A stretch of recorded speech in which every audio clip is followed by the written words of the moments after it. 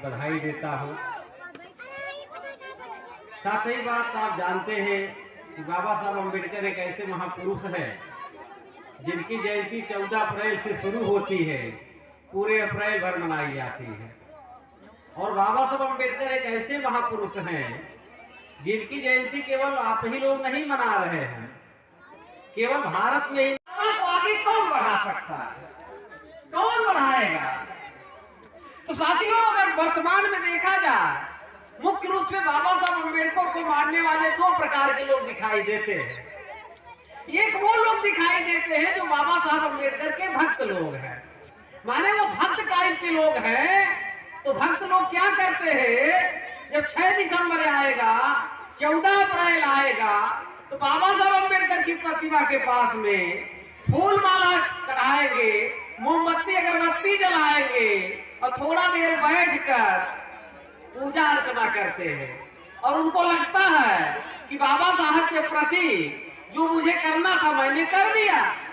तो साथियों, बाबा साहब अम्बेडकर ने ये वॉल्यूम में अपने लिखा, ये वाइड टू हीरो वर्शिपिंग, मतलब व्यक्ति पूजा से बचना। तो लेकिन हमारे लोग क्या है कि वास्तव में जो बाबा साहब अम्बेडकर ने मना किया, हम अक्सर वही करते हैं। बाबा साहब अम्बेडकर पूजने की चीज नहीं है, ध्यान रखिएगा। बाबा साहब अम्बेडकर पढ़ने की चीज है। अगर पढ़ेंगे तो बाबा साहब अम्बेडकर को जानेंगे, जानेंगे तो बाबा साहब अम्बेडकर के मकसद को, अधूरे मिशन को आगे बढ़ाने का काम करेंगे। तो साथियों, ये काम भक्त लोग नहीं कर पाएंगे। अमूमन देखा गया है भक्त लोग आंदोलन का सत्यानाश करते हैं। जिस मकसद के लिए हमारे महापुरुष जीवन जवानी लगाते हैं, भक्त लोग उस मकसद को छोड़ देते हैं और बीच वाला मकसद पकड़ के चलने लगते हैं, जिससे जो जिस उद्देश्य मकसद के लिए महापुरुष ने लगाया वो छूट जाता है। तो फिर कौन पूरा करेगा? तो साथियों, दूसरे वो लोग हैं अनुयायी। बाबा साहब अम्बेडकर अपने अनुयायियों से उन्होंने कहा कि मेरे मकसद को पूरा करो। अनुयायी कौन होता है?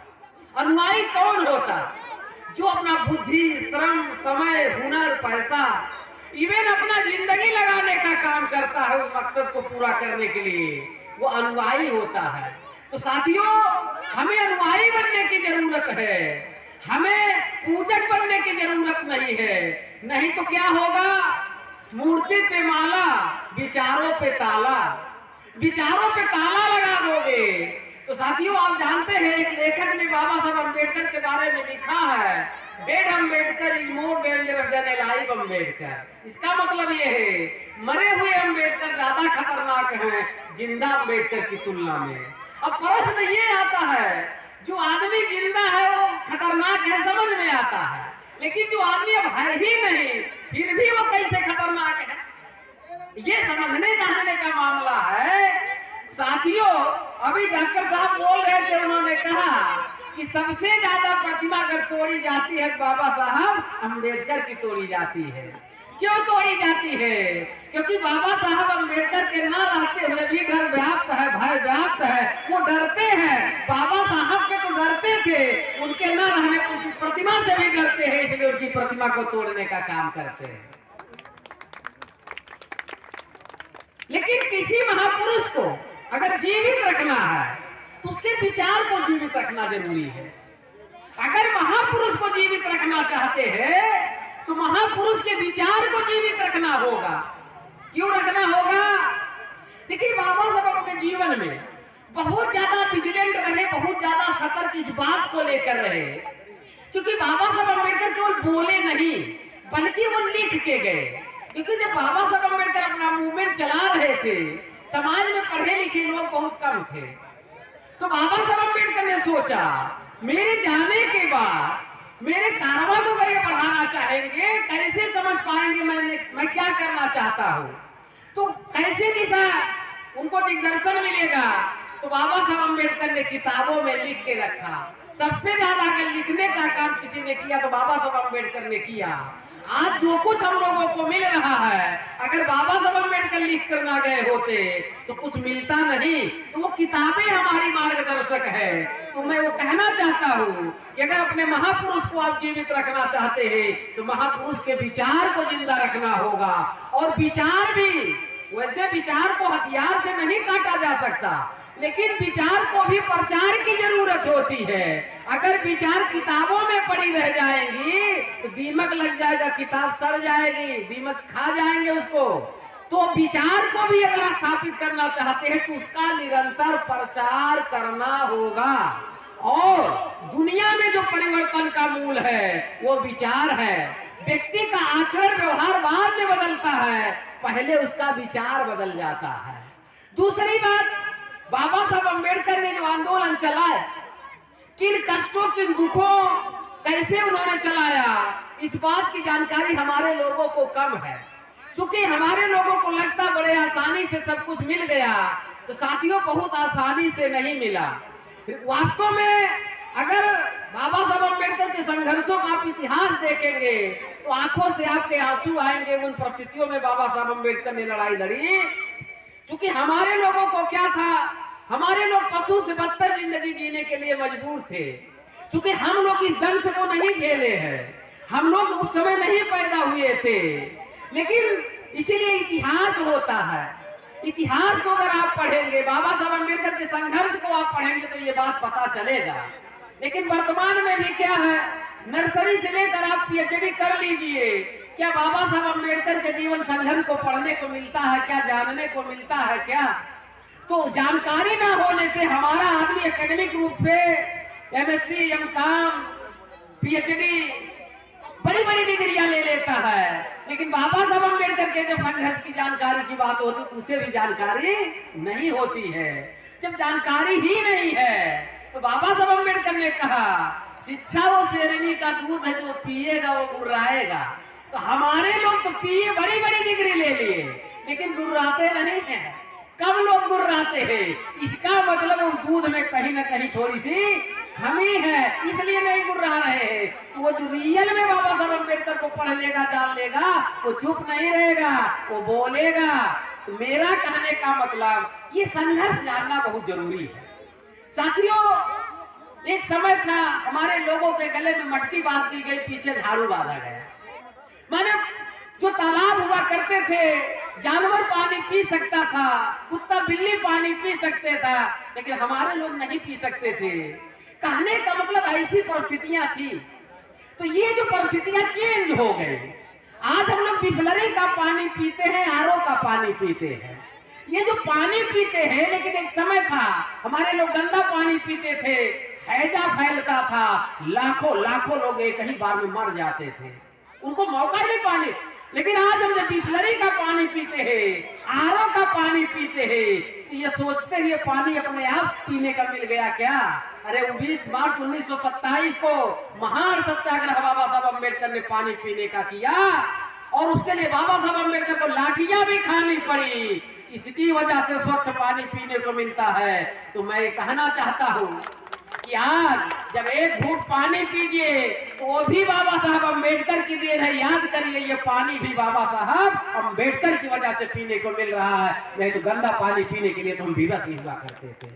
दूसरी बात साथियों, इस समाज का जो कुछ विकास हुआ वो कैसे हुआ? कुछ लोगों को लगता है किसी का आशीर्वाद लग गया, कुछ लोगों को लगता है किसी के ऊपर से कृपा बरस गई। साथियों, ना तो आशीर्वाद ने कोई काम किया, ना तो कृपा बरसी। हुआ क्या?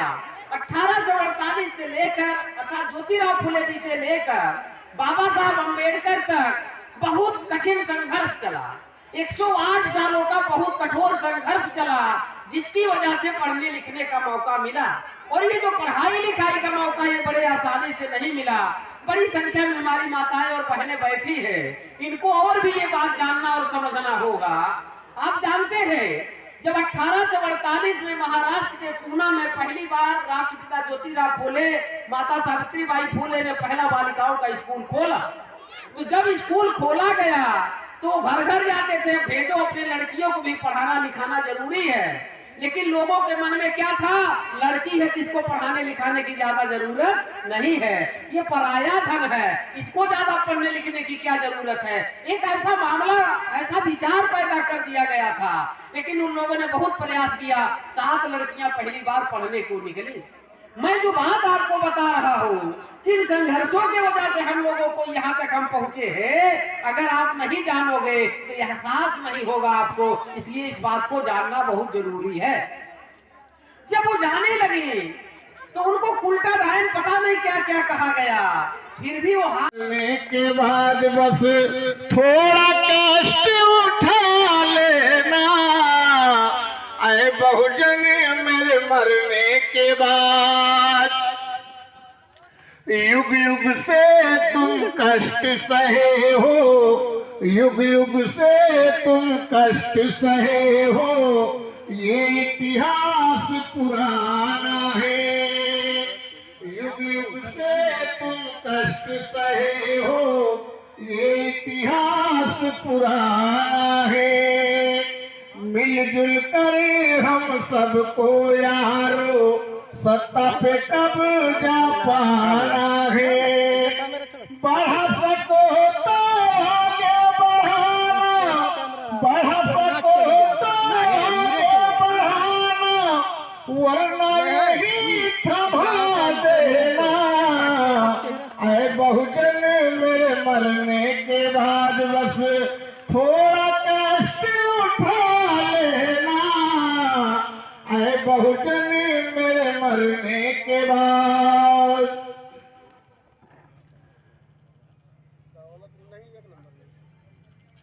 दोस्तों, 2 लाइन दूसरी गीत है।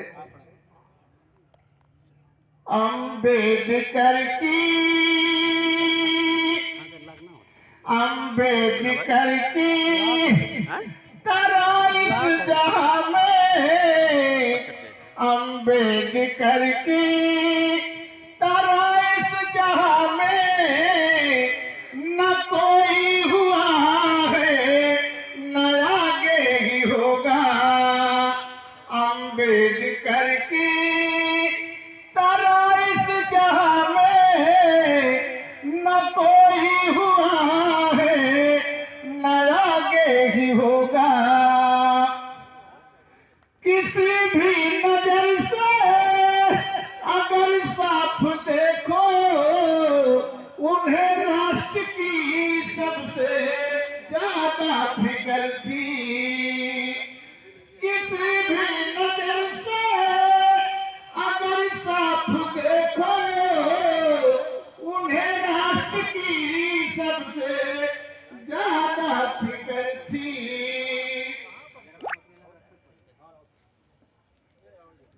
परम सम्मानित बड़े भैया श्री जावेद अहमद साहब